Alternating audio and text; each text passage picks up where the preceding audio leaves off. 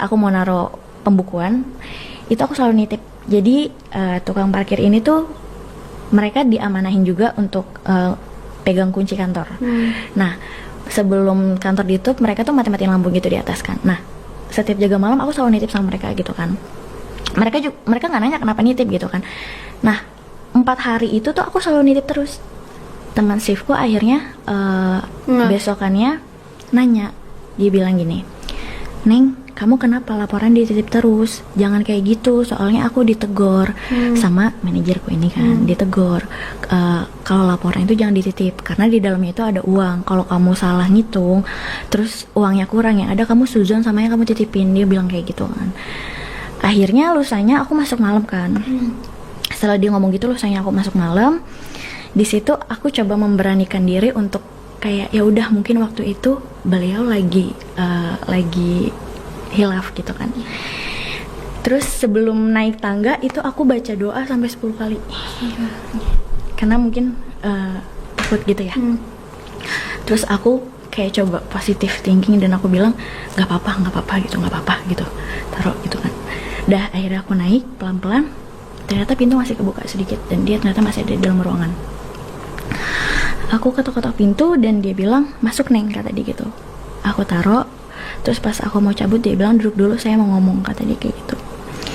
Aku duduk dan dia nanya, "Kenapa 3 hari kemarin laporan selalu kamu titip?" kata dia kayak gitu. Dan aku bilang, "Gak apa-apa Pak, kaki saya sakit," aku ngomong gitu. Di situ dia bilang, "Kamu takut sama saya?" kata dia kayak gitu. Aku cuma diem. Pas aku diem, dia jalan, dia bangun dari tempat duduknya. Dia kunci pintu. Astaga. Dia kunci pintu di situ. Dan pas aku mau cabut, di bokap aku, di situ di dalam ruangan itu tuh ada bangku panjang. Terus aku diseret ke bangku itu dan terjadilah sebuah pemerkosaan. Itu rasanya sakit banget. Di situ aku udah teriak, tapi musik di bawah masih nyala dan di atas nggak ada orang. Aku cuma berdua sama dia di atas, di ruangan atas. Dan CCTV pun kan cuma di depan ruangan, nggak nyampe masuk ke dalam ruangan kan. Dan cuma ada tukang parkir di bawah. Saat itu setelahnya aku benar-benar nggak ada kepikiran untuk beresin baju apa segala macam. Aku turun dengan keadaan berantakan. Dan di situ tukang parkir nanya gini, "Neng, kamu kenapa kok berantakan? Kenapa jilbabnya dilepas?" kata dia kayak gitu. Di situ aku nggak jawab. Aku nangis terus aku lari.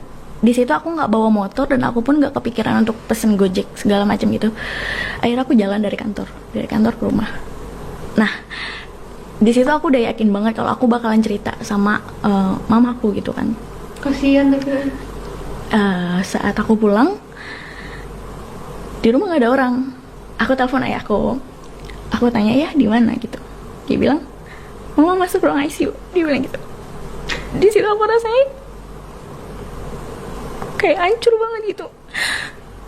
Aku berusaha untuk cari kesempatan gimana supaya aku bisa dapat solusi. Aku harus gimana gitu. Terus aku akhirnya nyamperin ayahku. Akhirnya aku nyamperin ayahku ke rumah sakit. Saat itu aku nggak jadi lagi untuk cerita. Terus ternyata setelah kejadian malam itu, besoknya mamaku siuman dan mamaku ngechat dia. Dia bilang, "Saya titip Ajeng, jagain seperti anak sendiri. Kalau bisa cariin jodoh supaya dia nggak salah langkah." Nah, kok mama kamu kenal sama dia? Nah, jadi kenapa aku bisa kerja di situ? Karena dulunya dia itu temen deket sama mamaku. Si manajer ini temen deket mama kamu? Mamaku, ya. Dan mamaku coba nanya lowongan kerja waktu itu sama dia. Kebetulan saat itu pegawainya yang baru kerja 1 bulan mau resign tiba-tiba. Oh, dia umur berapa sih emang? Manajerku sekarang 42. Waktu jadi itu berarti udah hampir 40 ya?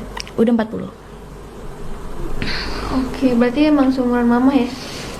Mamaku beda 5 tahun. Iya, 5 tahun sama mamaku ya. Oh, Aku baru kebayang perawakannya seperti apa. Iya.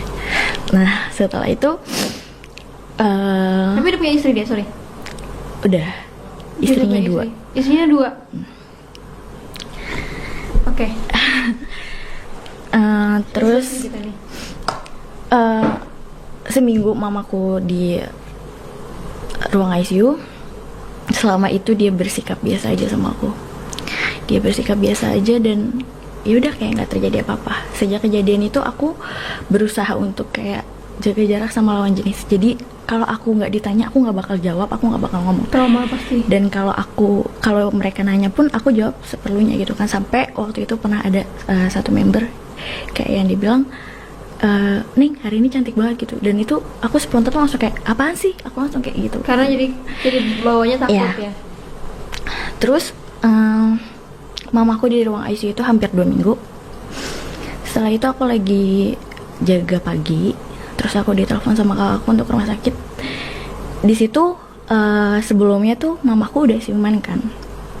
Terus kakakku nelpon aku ke rumah sakit, dokter bilang mamamu udah nggak bisa diajak ngomong kayak gitu. Terus aku bilang tapi kalau misalnya kita ngomong dia masih bisa dengar gak? Dan suster bilang udah nggak bisa kak, beliau udah lumpuh total gitu, udah koma total gitu dia. Terus di situ aku ngerasa kayak yang aku cuma bisa berdoa dalam hati semoga aku masih punya kesempatan gitu untuk cerita gitu kan.